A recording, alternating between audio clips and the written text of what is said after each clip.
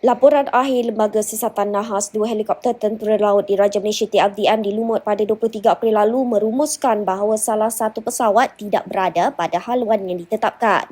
Selain itu, Lembaga Siasatan turut mendapati pesawat ES-555SN Fennec tidak berada pada ketinggian ditetapkan. Panglima Tentera Laut Laksamana Tan Sri Abdul Rahman Ayub kata dapatan itu diperoleh selepas semakan rakaman video berdurasi 7 saat kedudukan 7 helikopter yang terbabit dalam raptai hari ulang tahun TLDM ke-90. Beliau berkata dalam sidang media khas pada 30 Mei. Utama,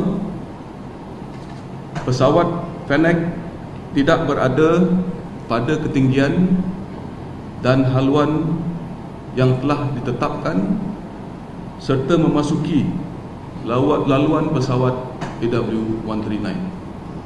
Faktor sekunder, channelized attention oleh kru pesawat AW139 yang tertumpu ke arah penukaran haluan telah menghadkan reaksi bagi mengelak pelanggaran.